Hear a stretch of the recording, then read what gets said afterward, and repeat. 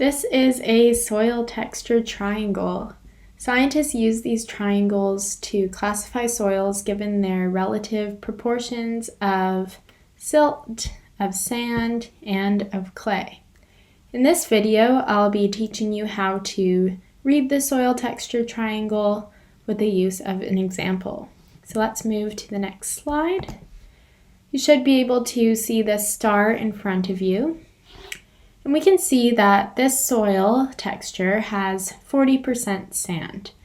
When you're reading out the proportion of sand, you read it out on a diagonal line. So you can see that 40% going diagonally lines up perfectly with the star. Say if you were taking 10% of sand, the line going up would be like that. We also know that this soil has 40% silt.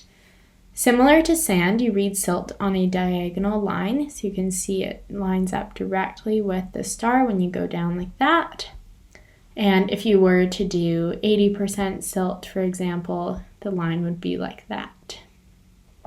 You can deduce that once you know the sand percentage and the silt percentage, you can deduce that clay should be 20%. If it's 40 plus 40, that's 80, 20% remaining. And of course, it lines up perfectly with the star. Unlike sand and silt, clay, you do read it straight across. So 20% lines up here. And say if it were 70%, you would just read it across like that. After unveiling the star, you can see that right there with 40% sand, 40% silt, and 20% clay is loam.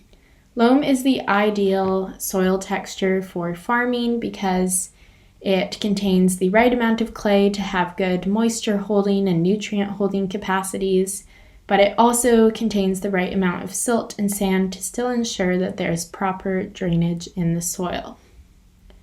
Hopefully this video helped you learn how to use the soil texture triangle, and if you need a refresher, feel free to watch it again.